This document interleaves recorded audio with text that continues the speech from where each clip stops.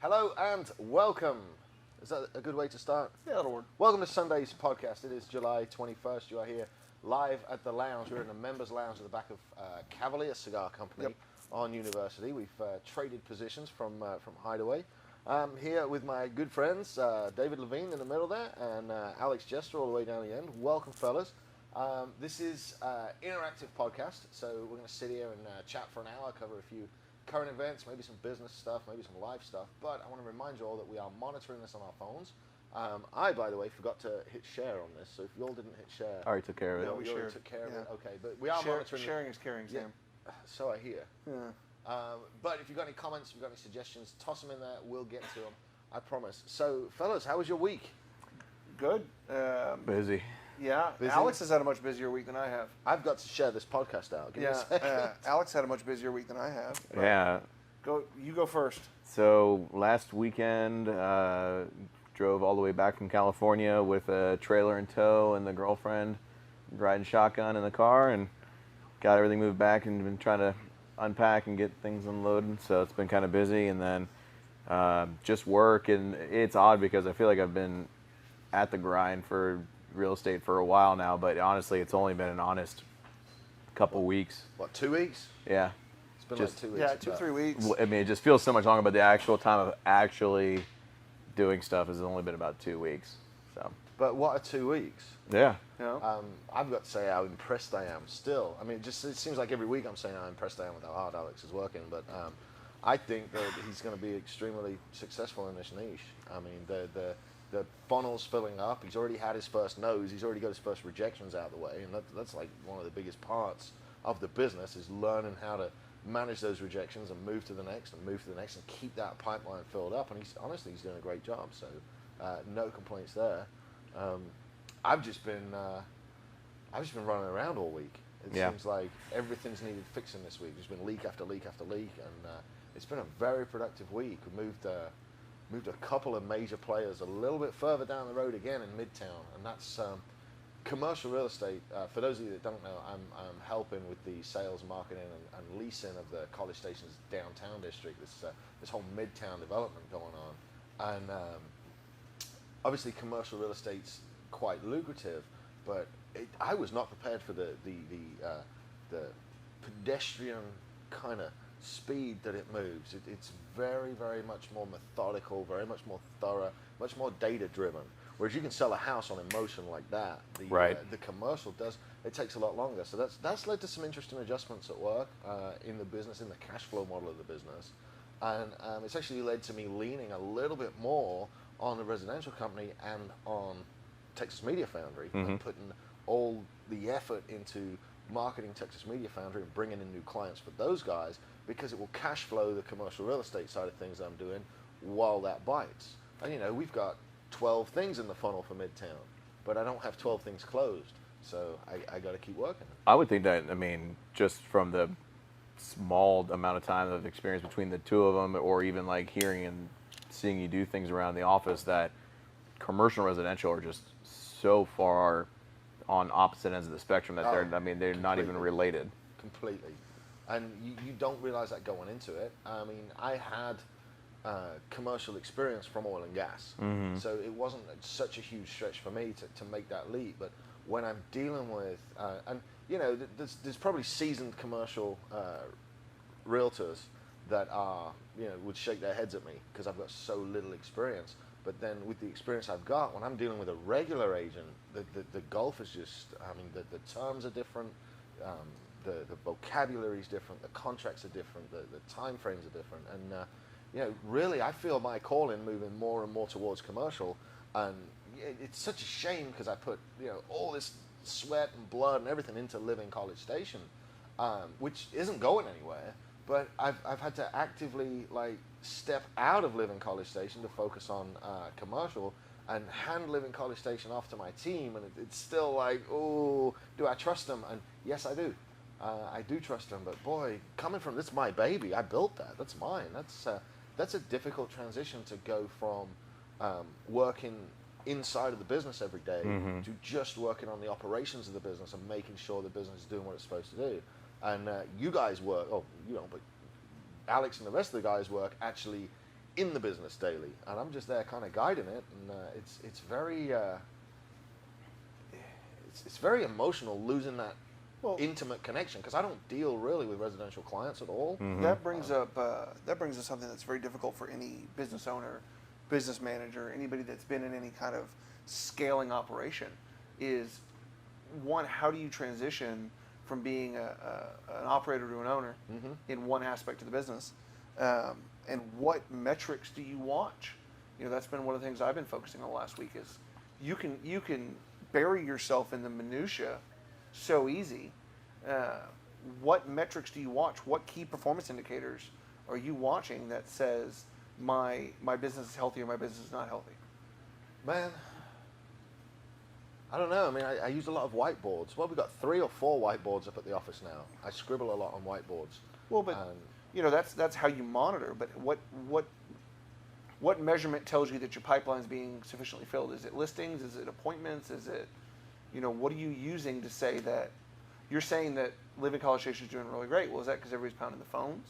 There's not a lot of, you're not doing a lot of closings? Are you doing a lot of closings? We're not doing a lot of closings right now. Like, stuff is like, just the College Station market is taking a breather for the summer. Yeah. It's hot. It does every year. Yeah, it does every year. But what quantifiable metric are you looking at and saying, my business is doing well, it's moving in the right direction?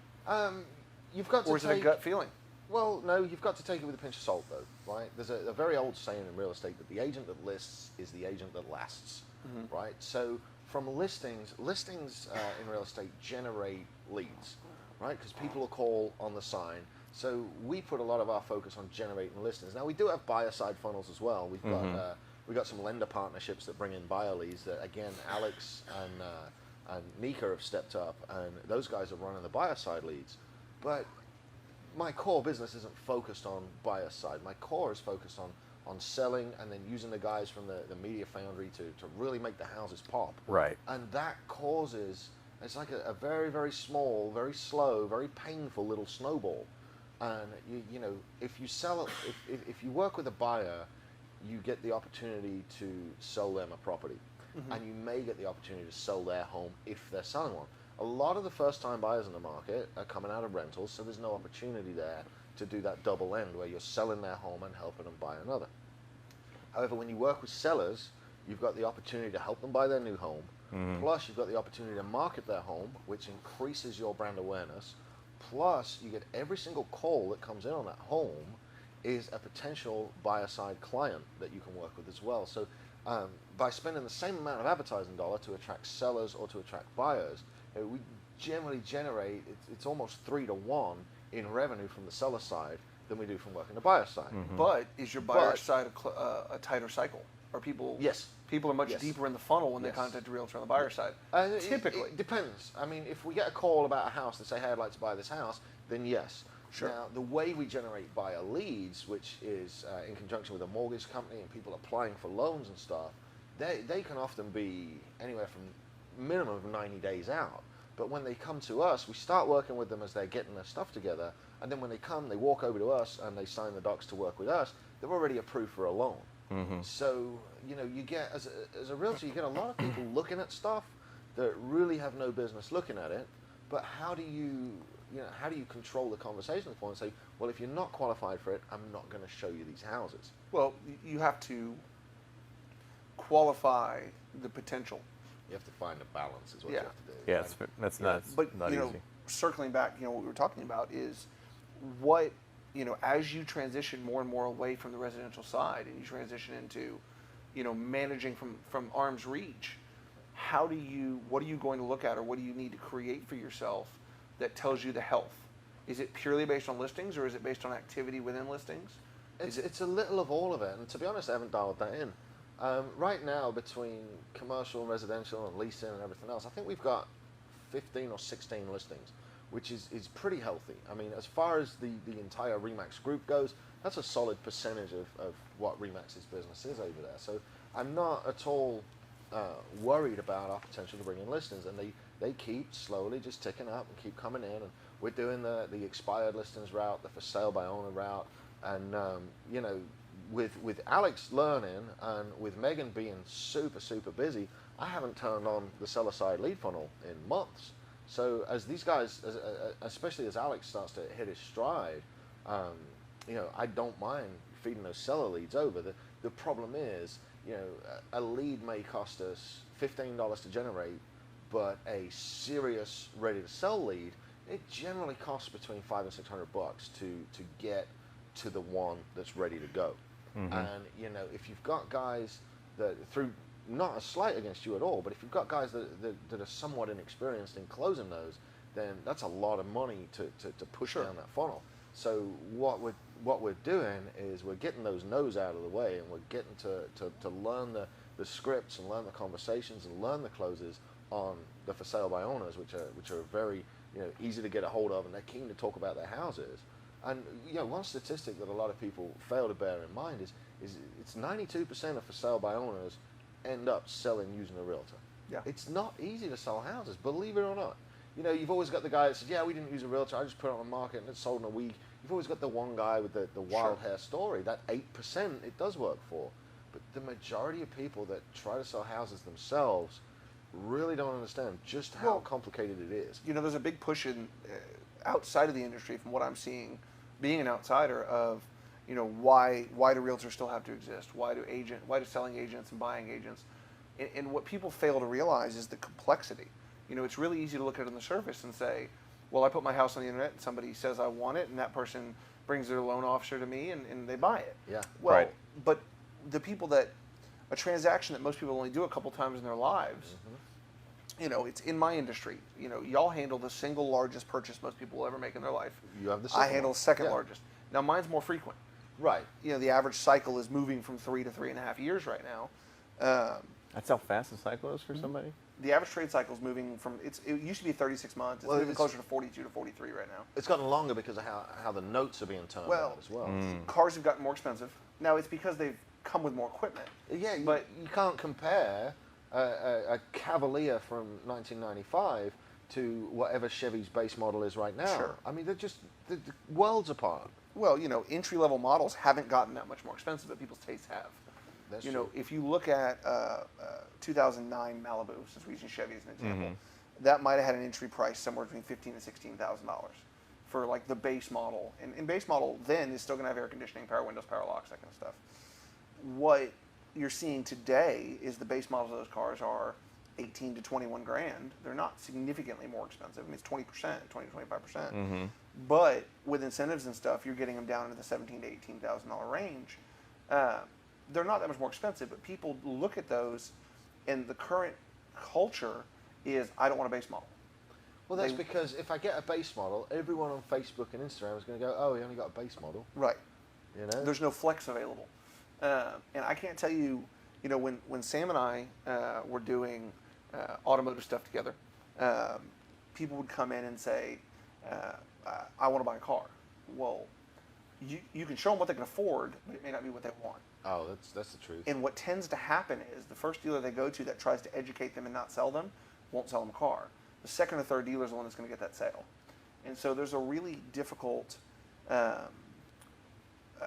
moral quandary of, do I spend the time to truly educate these people on what they can afford, or do I just let the bank handle it and say, if the bank approves you, then you can afford it? And well, I've had to have some really tough conversations with people that have come in 2 or 3 months later and say, I can't afford my payment. What can we do? And well, you know, most of them, when they're polite about it, will have a real serious conversation. But I had one the other day was hollering at me, you know, y'all took advantage of me, y'all did this, y'all did that. I'm like, we didn't.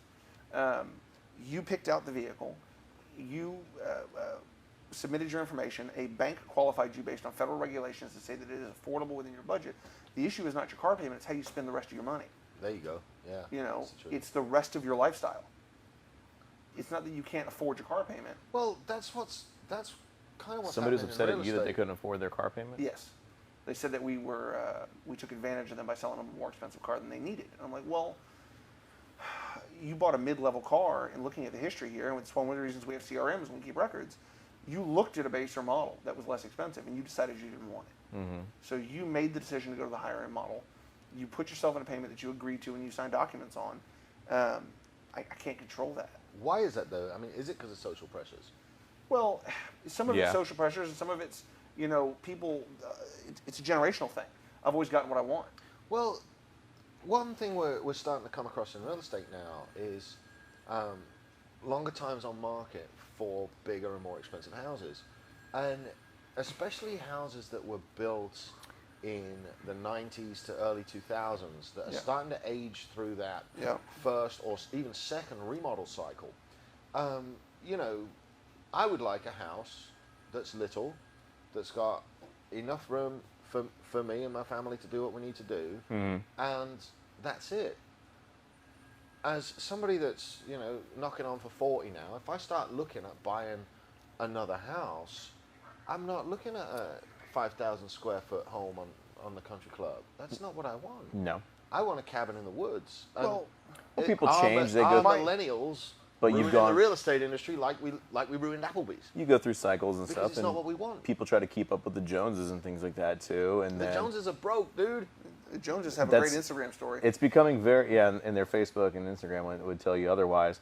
But it is really interesting that you're talking about like those higher end homes, but then you're saying that it is really easy to sell your house. Well, yes, if you have a very specific, cookie cutter house that is in a high demand market, you ask a very low price because you're willing to walk away with it, and you don't even care about listing it, you don't even know what it's worth, but I need this much money. Okay, it's gonna if you did a for sale by owner and it's sold in a week, I would honestly question how much money you just walked away from. Absolutely.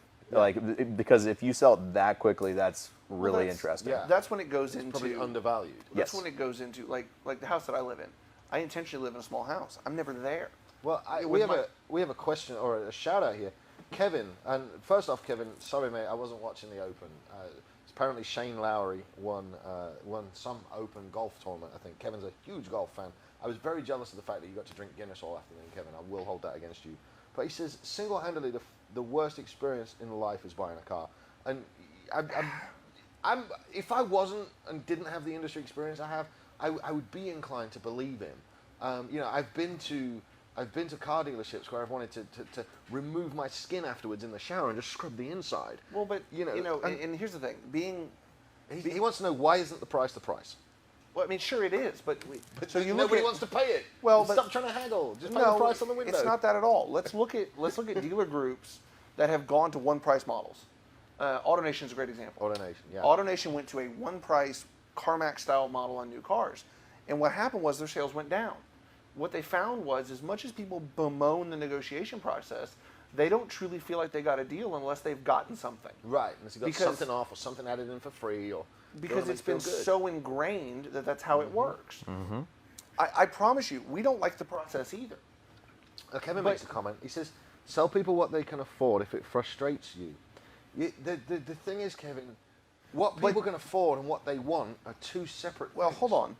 I can sell anybody what they want, what they can afford, but if they don't want it, they're not going to buy it. That's the problem. And so then you lose the sale. Well, the moral quandary is, I have a job. My job is to sell vehicles. Mm-hmm. My job is to manage people that sell vehicles. But when I was you're like a ringmaster with a whip. But when I was silly hat. There are thousands of car dealerships available to people. Absolutely. There are dozens of ways to buy a car. Mm-hmm.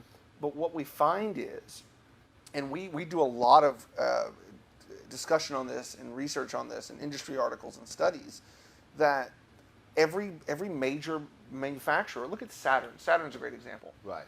Saturn had the somewhat Tesla model before Tesla had it, which was they were corporate-owned stores. They were basically one price. They had no incentives. I always liked Saturn. You were one of few. But what killed them was they could not be aggressive enough in a market to gain market share to sell cars. Right. Because if people are left to their own devices, they say get rid of the car salesman. Sure. Go to product specialists. And we've done a lot of conversation about that in my industry. Is We have too. I mean. Do you eliminate the model of the salesman? Well, I will say this: the reputation the car business has is a deserved and well-earned one. It is. The 80s and the 90s was the wild west of the car business. The internet has leveled that playing field Completely. But the problem is, people go online, and for example, I'm doing a litmus test with our online pricing right now. We have been, a lot of manufacturers have minimum advertised price. They say this is as cheap as you can advertise a car, and the idea is to stop some of the games and some of the dissatisfaction that people have with the process. But what happens is, dealers will find other hooks. They will find other ways because they are motivated by targets that the manufacturer sets out for them. Exactly. So they will. The manufacturer will dangle that carrot and say, for you to remain profitable, you have to sell this many vehicles. Right. It's not. If you had one store per city with each brand, first of all, you get into price fixing conversations, right? Yeah. Monopolies come about. You know, they say the price is the price. Well, there have been dealer groups that have tried to say, we're going to list everything at invoice. Well, and let me tell you this, invoice is invoice is invoice. It's what you legitimately pay for the car. You all buy the cars from the same manufacturer. All the cars come from the same place. No dealer can buy a car any less expensive than any other dealer. Right. And everybody says, go in on the last day of the month, you get the best deal. No. But perception is reality. If It's the second day of the last month. No. If the best day to get the best deal to buy a car is the day you're ready to buy a car. Yeah, pretty much. There are exceptions to that rule.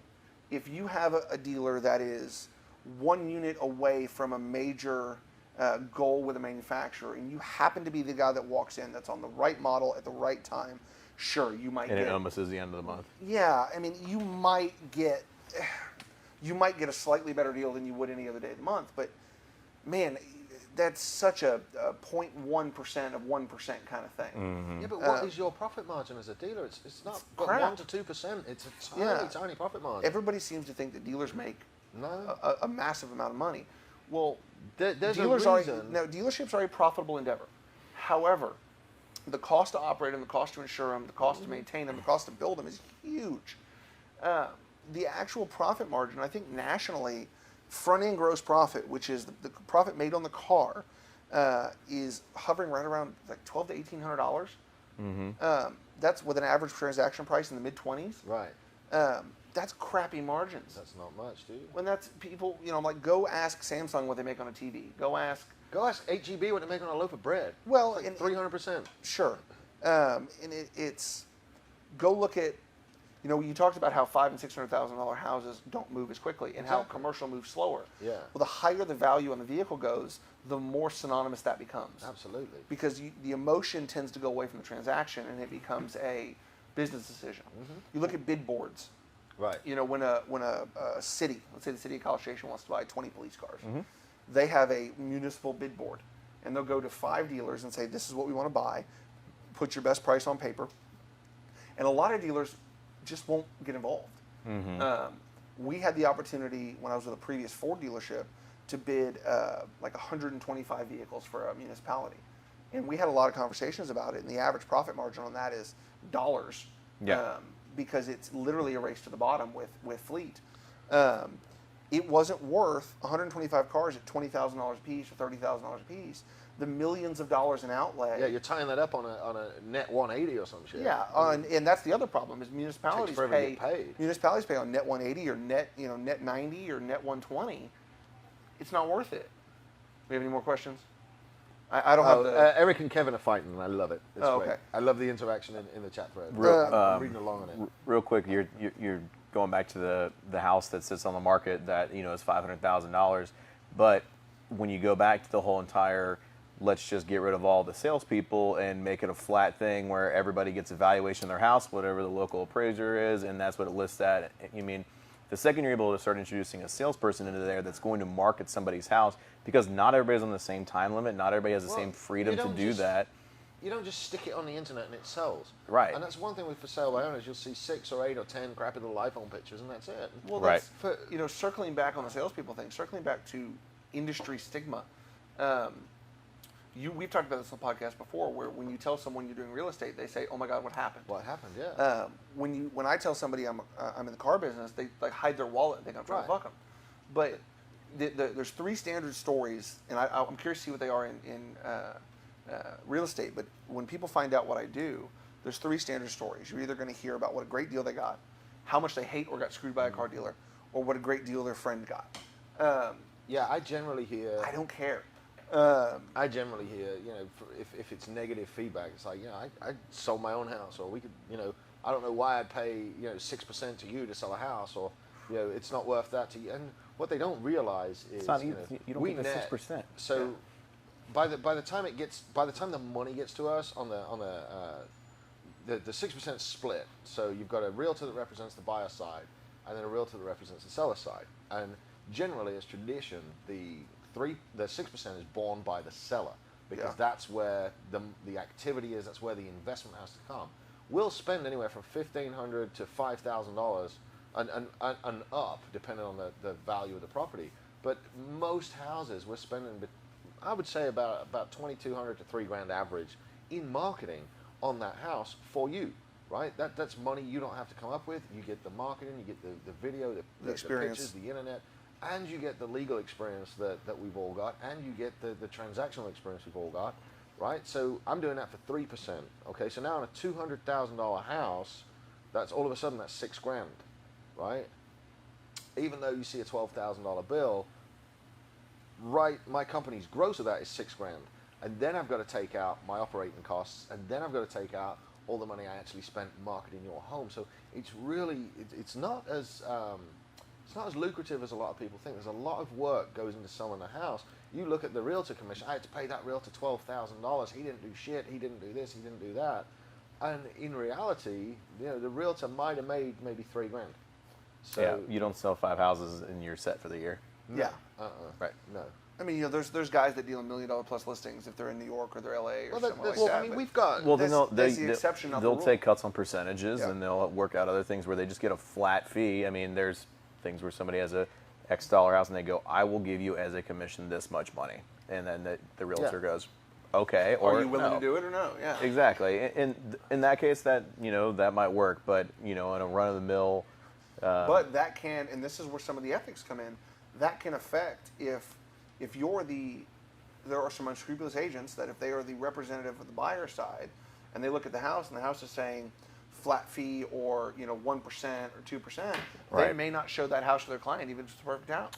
A lot of, there's a lot of realtors who blackball for sale by owners. Yeah. You really you have to show whatever house your client wants. Prove you didn't. I'm if not your gonna client finds it, sure. I'm not Right. gonna get in trouble. Otherwise, how do you know they didn't But want it? yeah, Right.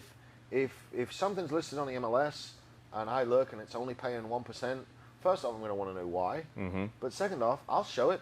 Absolutely, I'll show it. And if my client's interested, then I'm going to go to the realtor that's got it listed and I'm going to negotiate on that price. Mm-hmm. But when you've got, let's use $500,000 for example. That's a $15,000 commission on the buyer side, and you don't come across those but a couple of times a year. So why would I not show homes that were listed at full whack, full commission, so we could get paid, as opposed to go to for sale by owners and say, hey, will you cut us a deal? Now, What's the average transactions per year for Realtor? Oh, it's varies 4 or so 5? much. 4 or 5. 4 or 5? something. Okay. Yeah. So, I mean, that's the very, top 90% do, the 10% do 90% of the business. Yeah. Right. So when you say the average, I mean it's not. Well, Again, but for if there you're to be an average, Yeah, but it's the top. A lot of upper people echelon. suck. Right. Yeah. What, there's 87% failure rate in the first? 87% washout rate in the first 18 months. Yep. It is.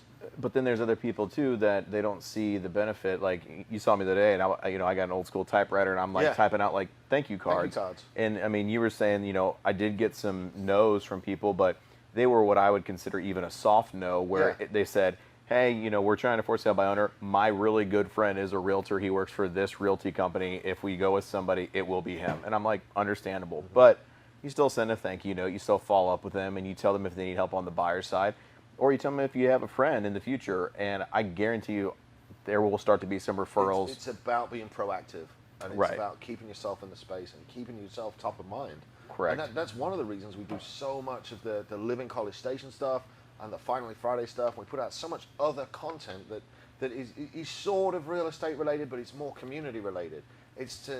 That's why I picked the name Live in College Station. You know, it's so we could be more than just Sam Smith sells houses. Because the minute Sam Smith stops selling houses, that brand loses all its credibility. Right. Whereas now we've got a legitimate local brand that's got, I mean, we've got the third or fourth biggest footprint out of all the real estate guys on social media, on both Facebook and Instagram.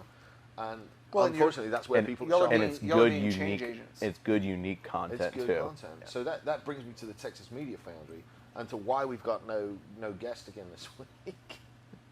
The whole format here is supposed to be a guest in the middle, and we rotate as hosts. Yep. We've got guests with stage fright. We've got guests with scheduling issues. You know, we could record segments of this during a week and air it on the weekends, but we like having it live. We like the chat feed. It's fun. We like the interactive we nature like a of little it. bit of fun. And so the whole thing is, we've started this series, and Alex has done the first couple. I'm going to do a few. Megan's probably going to do a few.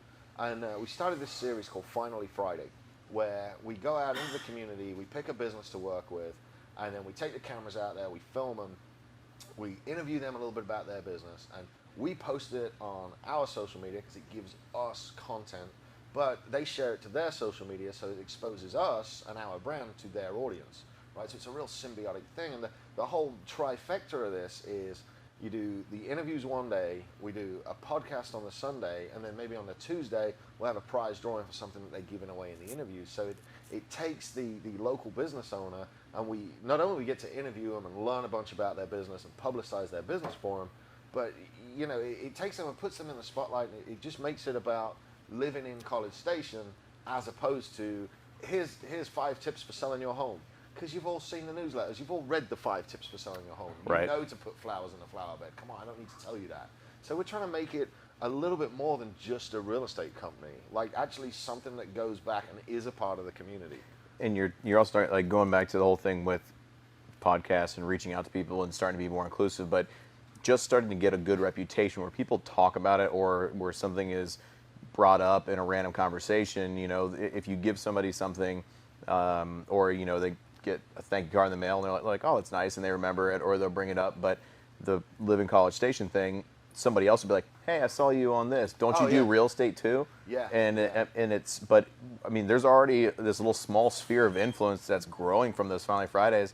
I mean, just like the New Republic Brewing, I mean, I get friend requests now that I just see on Facebook that I've met them before just in passing, and they just didn't know who I was, but I'll be tagged in that, and then they'll be like, oh, hey, man, like, saw you're doing that. Good luck on this. I get called out all the time. So-and-so said this. I'm like, I have no clue who that is. Oh, your friends on Facebook. I'm like, we've got like 2,500 friends. I maybe know 50 people.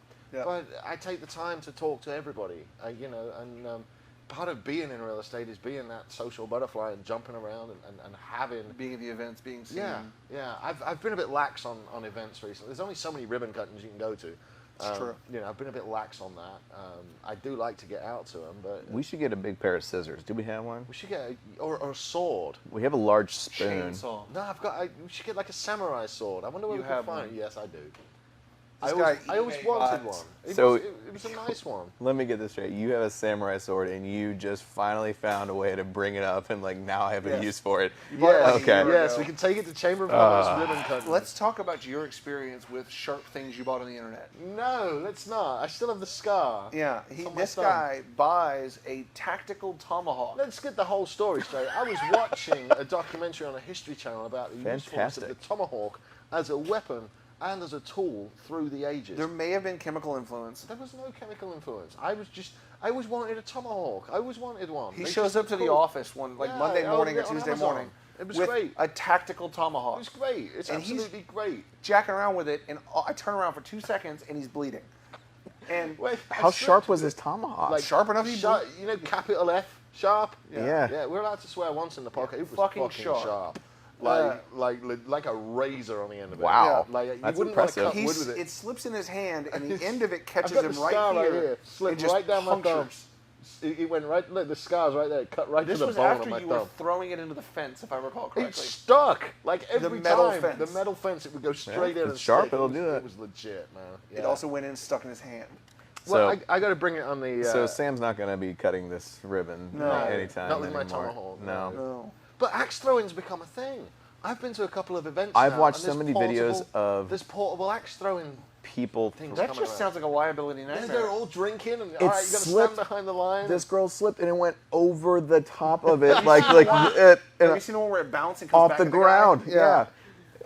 How do you say? I know what'll be a good commercial venture, guys. Why don't we build How these do you booths call to throw your axes in? insurance company? They need to put a net around everything so that no matter where it goes, it but just the problem like is you gets. just stop The throwing problem axes with as flying entertainment. sharp objects is they cut through nets. I agree. It's not really a worthwhile activity, but I mean, who floated that to how many insurance companies before they got liability coverage? I have no idea, but it did look Some- fun. It did some- look like fun. Some drunk insurance underwriter went, yeah, looks like a laugh. I didn't want to do it because I didn't want to embarrass myself. I've never thrown an axe other than a tactical tomahawk, and these were That didn't axes. end well.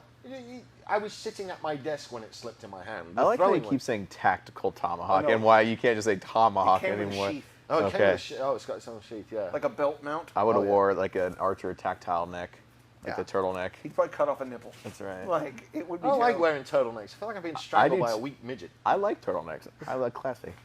There's nothing classy about it. All right, Archer. No. Laura says I look very handsome. That's her Laura. job. She's supposed to. It's true.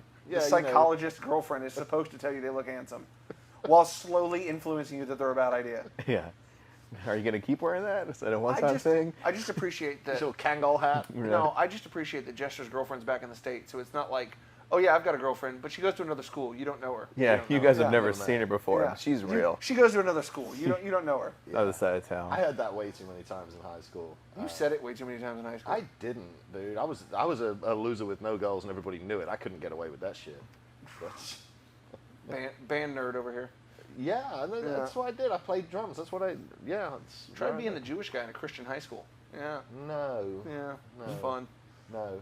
So moving on, I had a re-listen to one of a very influential book, Think and Grow Rich, Napoleon Hill. Have you That's all, a good you all one. read it? That's a good one. I'm not. He's the one that wrote Richest Man in Babylon. No, that was George Clason. Napoleon Hill. Was He wrote some other investing books, if I recall correctly. famous for Think and Grow Rich, though. Yeah. And it's all to do with mindset, and it got me thinking. You know, we were talking about guests on the podcast and stuff, and I did a lot of things in music earlier in my life, and I actually went down to Austin and met up with a couple of friends yesterday, and we ended up catching a show on 6th Street, and boy, it made me want to play again. It made me want to get right back in there and drumming, and then I started analyzing the cost benefit of going. And his elbow started to ache. Yeah, for those that don't know, I retired from drumming because of Arthritic elbows. arthritic elbows. But when you start looking at it, right, I would do all kinds of stuff in my early 20s.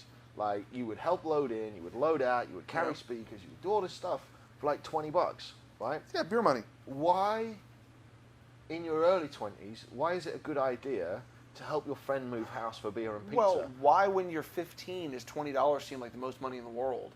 That's true. And when you're 25, it seems like, oh, cool, I can eat. And then when you're 35, if everything's going well, you don't notice. I mean, you notice, but you don't notice, right?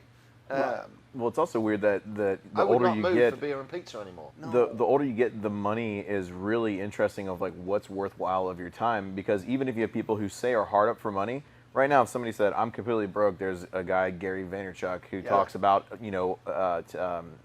arbitrage at your local retail stores.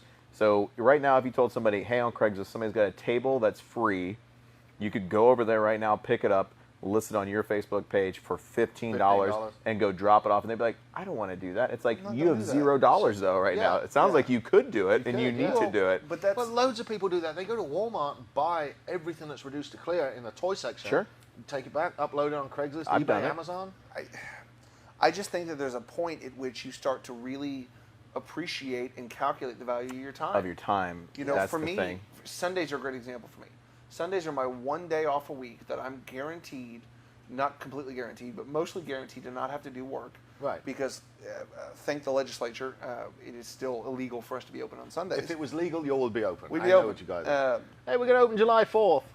Yeah, we were open July 4th. Come on in. And the thing is everybody, I had a couple people tell me I was a bad person for being open on July 4th. And I'm like, look, our business model, the reason we're open the hours we're open is because we need to be available when people are available. And so when do people come shop for a car, right? Yeah, maybe They some don't typically- banks should take note of you guys. They don't typically stay open. People get off work at, let's say, 5 o'clock, which Right. very few people do anymore. Exactly. They take their time in the evening to say, we need to go look at this or look at that. They don't want to take off work to do it. Correct.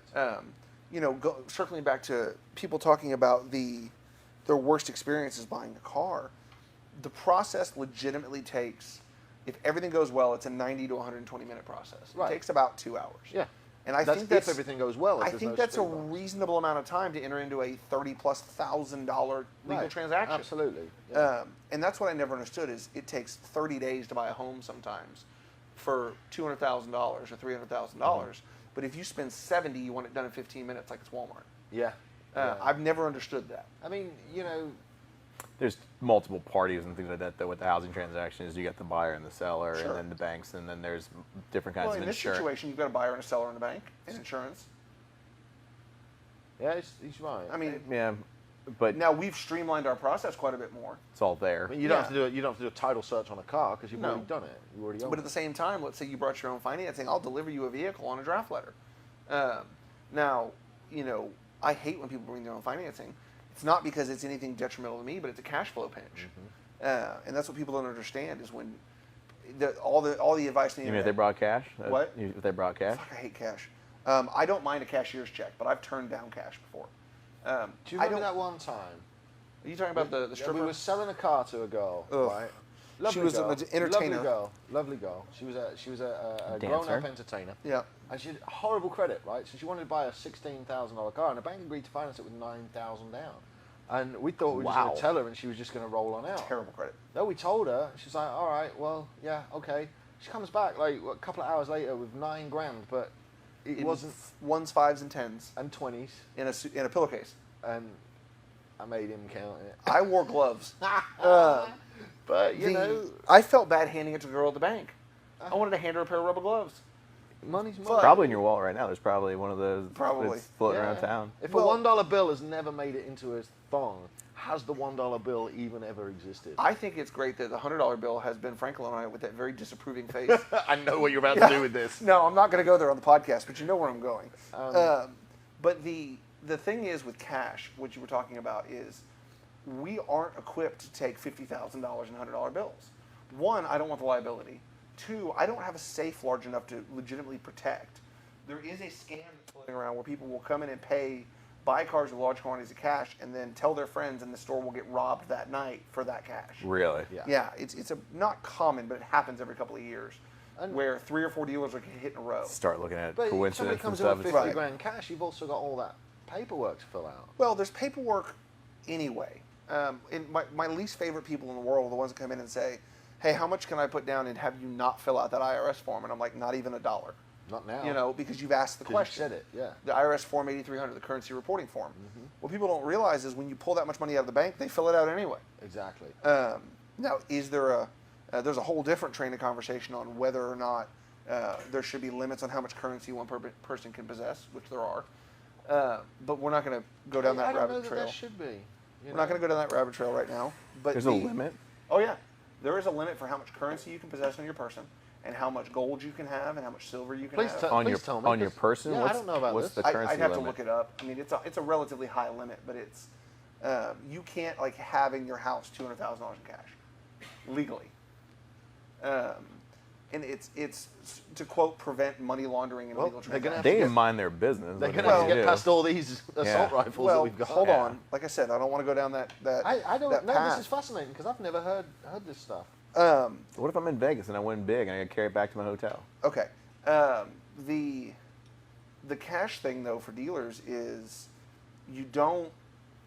I've told people before that came in and want to spend 70. It's old farmers are the worst. They want to come in and spend 70 grand to buy a pickup truck, and they want to pay you in $100 bills. And I will tell them no. Like you need to go to the bank and get a cashier's check. I don't want the liability of myself. I don't want that in the building, and I don't want my $9 an hour girl that runs my bank deposit to have to take that kind of cash. Right. I can see that. It's just too much liability, and the bank will give you a cashier's check. You know what? If it's a $3 fee, I'll take $3 off the car. I don't care, but I don't want the liability. Right. The reason that we dislike outside financing is because it's a major cash pinch. So if you, let's say you buy a $50,000 car and you've got a $20,000 trade-in. Well, if you bring me a letter of draft, the draft is on white slip, which means that I have to do the titling and registration work. So I have to put out a $50,000 vehicle, then I have to put out the $3,000 or $4,000 in tax on the license.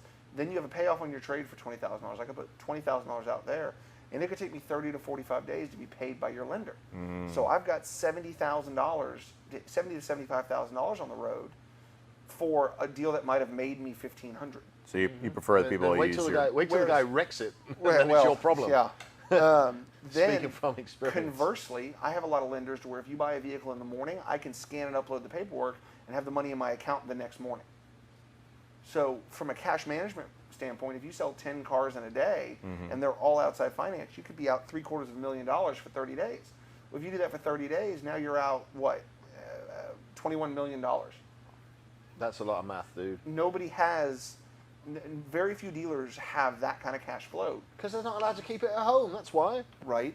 Well, it's back to the IRS. Back around. But that's what, when a dealer says, you know, we have to handle the financing, a lot of times that's what it comes down to. Typically the dealers are going to get paid 1% of the transaction price or 0.5% of the transaction price for handling the paperwork. So if it's a $50,000 transaction, they make $500 to handle the paperwork. But it's sort of like the buy local argument. I will never ask somebody to buy local if I can't provide them with a similar product, a similar value, a similar level of service. I always try to buy local. But in that case, are you going to pay more to buy local? If it's $500 more and I don't have to On what size transaction? On any size, I mean, you know, now, yeah, if I'm buying a computer for $200 and I got to pay $700, yeah, that's one thing.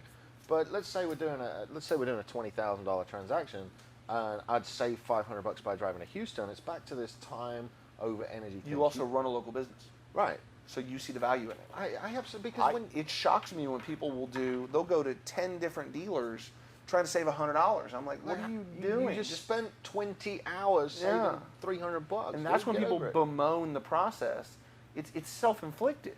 Right, but staying, I mean, within reason, keeping your money in the local economy is far, far better for everybody, because you're not buying some CEO somewhere something. You're paying so that some kid can take fucking. But that's the same argument with Tesla. Haven't heard that argument. Okay, so Tesla will not franchise their dealers. They will not allow a dealership to exist that sells Teslas. They don't really have many dealerships. They have like outlet stores. Well, they're getting rid of most of those. They're closing them all. Tesla's going to get creamed. Somebody's going to come in, buy up their driverline technology, and Tesla's gone. Well, here's what's happening. Because they can't make cars. Well, here's what's happening. So Volkswagen is a great example. Volkswagen Corporate, largest car maker in the world, has committed to put 70 new EV models on the road across their entire brand lineup by 2025 and that's what's going to crush Tesla. Secretly all they have to do is set up they just set up a universal charging stations that Teslas don't run on, and boom. Volkswagen built more charging networks. They installed more charging networks in the U.S. last year than Tesla has total. But nobody talks about it because it's not Tesla.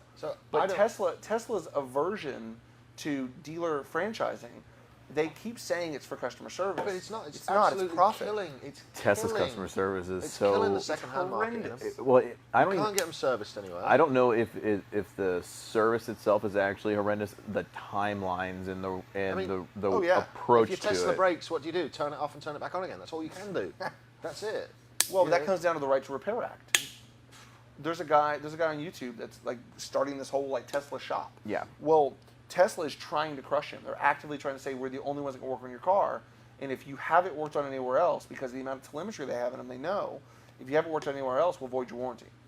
Well, nobody has challenged them yet, but the Right to Repair Act's a big thing. That's coming down from agriculture though, because yes. of John Deere. John Deere has completely removed the diagnostic ports from all their tractors. Well, you can't work on them yourself. This is actively happening to one of my dad's friends, and they're reverting back. The price of used tractors is going through the roof because nobody wants to fuck with the new ones, because after 3 years and you've got to repair them, there's nothing you can do. Well, let's look at what California's doing right now.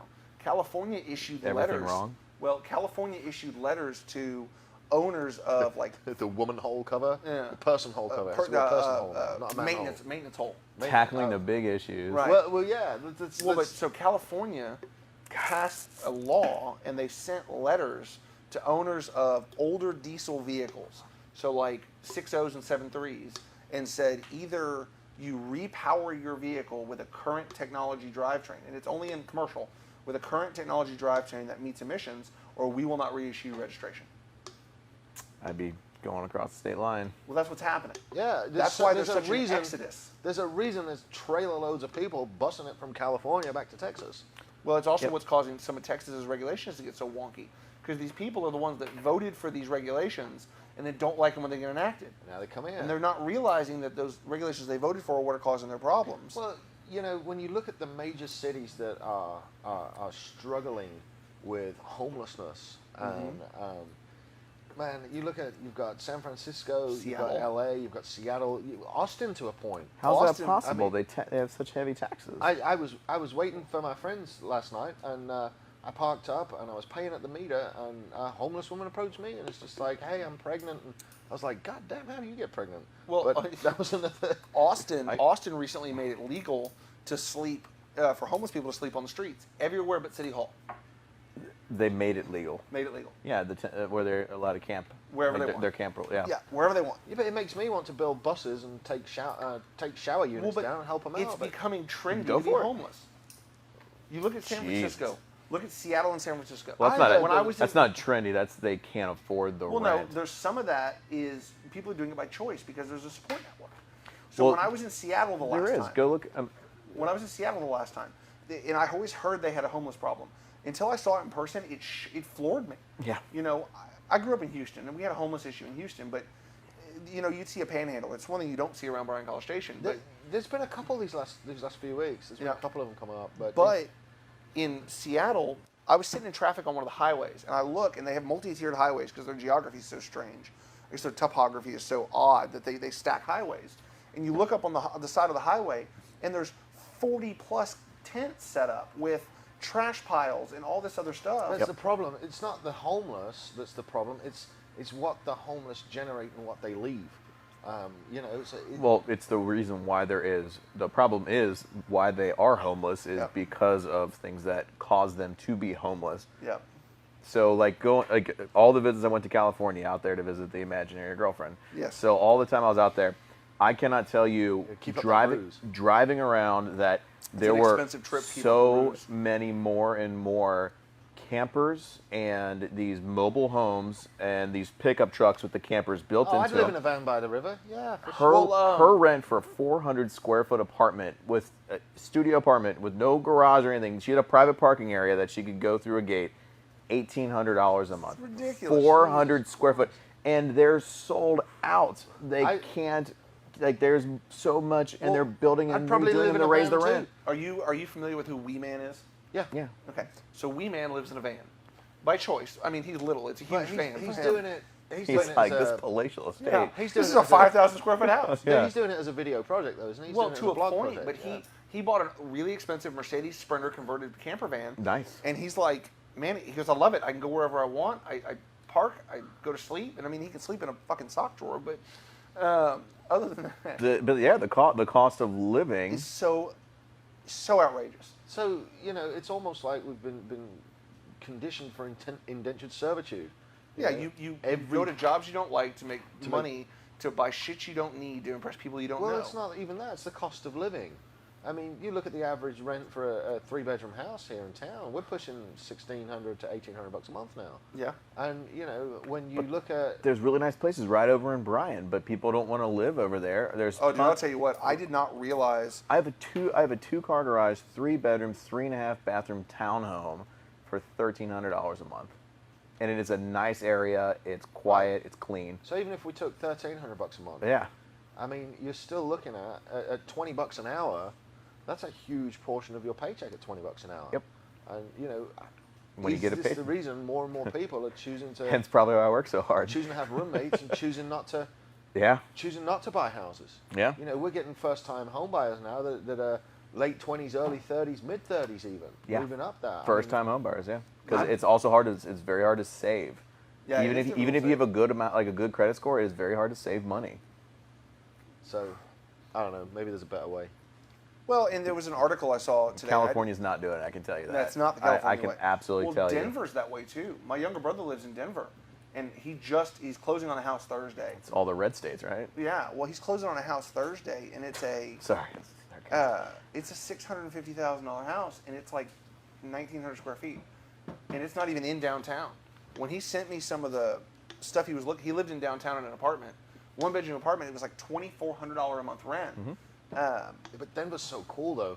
Well, it's a great city. I mean, but it's starting to have the same issues that San Francisco has, and LA has, and Seattle has, and Portland has. That is what is absolutely crazy. It is such a gorgeous, beautiful place to live. Seal Beach, California, like Long Beach area, gorgeous. Redondo Beach, all the that. weather is fantastic. The amenities there, there are really great views and beaches and yes, the land and the weather there is phenomenal. Denver is great. It's so pretty. Denver just smells clean. Well, I never understood the draw. It's the lack of oxygen. Yeah, right. I never understood the draw to the Colorado area.